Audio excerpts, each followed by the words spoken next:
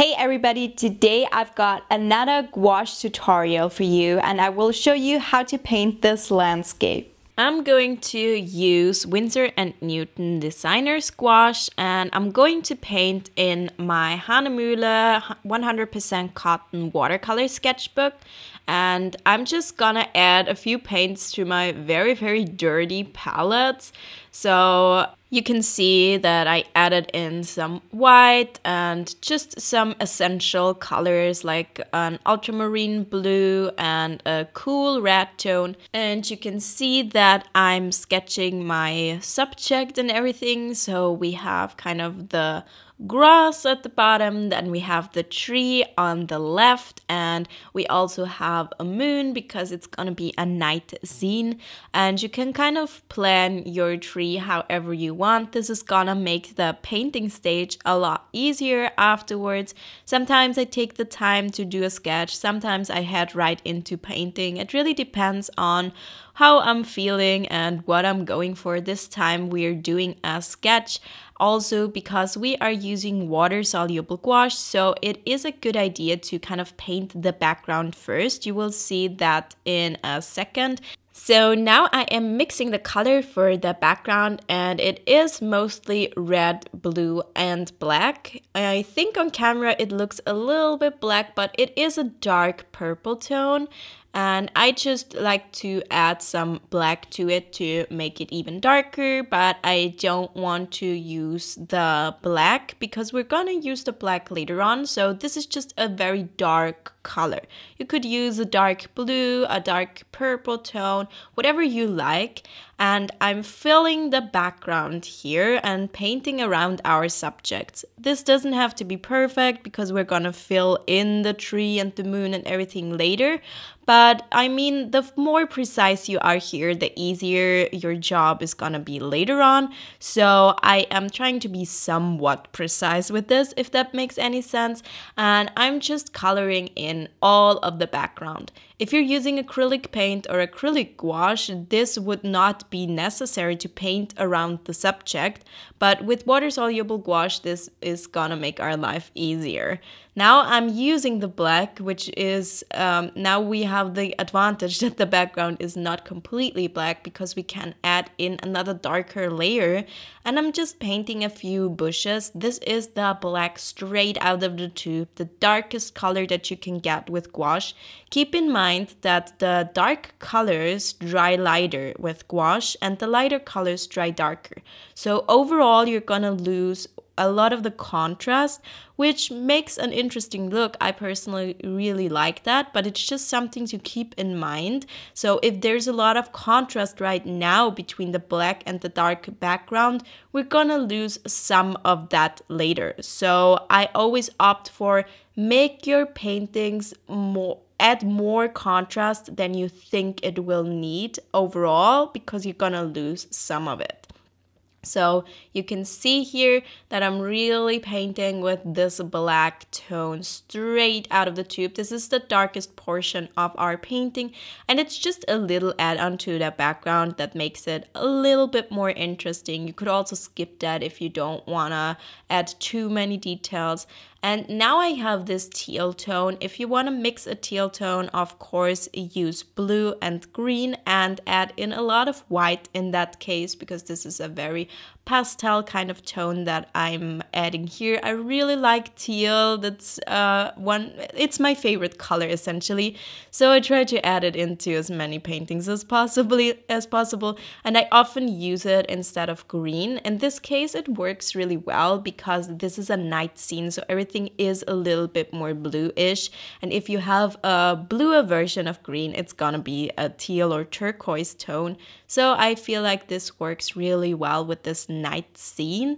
And you can see that I'm just coloring in all of these areas with different colors. I just make sure that the areas that touch have different colors, if that makes sense. Like you would with a coloring page. I'm just coloring everything in. If you want more step-by-step instructions and guides, I have got you covered. I currently have 2 free offers. I have a free mini course in which you will learn how to step-by-step paint this landscape. And on September 28th, I will be hosting a gouache live art class in which you will learn to paint something like this. And if you can't make it live, you can also sign up for the recording to watch that afterwards. Both of these offers are time sensitive, so check out the links in my description box below if you're interested and sign up right away. So you can see now I am adding a slightly darker tone than the one we already had.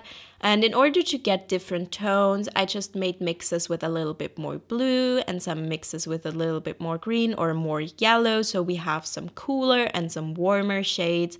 And you can also darken up the shades or make them brighter just by adding a little bit more white. Or I also like to add in a little bit more black because personally I like muted colors often a little bit more than the overly saturated colors. Often people say don't use black in your paintings, but personally I kind of like the look that it creates. So now I'm using this gray tone because I thought that a brown tone would be a little bit too harsh for our night scene. So I opted to make the tree gray. The most important thing is that this color is brighter than the background color. So brighter than our sky, because otherwise, of course, we won't be able to see the tree and we won't have enough contrast. So it's really visible and it's our main focus here. So we really want it to be visible. So I think the most important part here is to make sure that your color is not too close in value and tone to the background.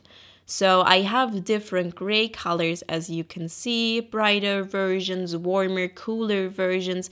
Really feel free to mix different colors by adding more black or more white and make these kind of spirally, almost spirally lines.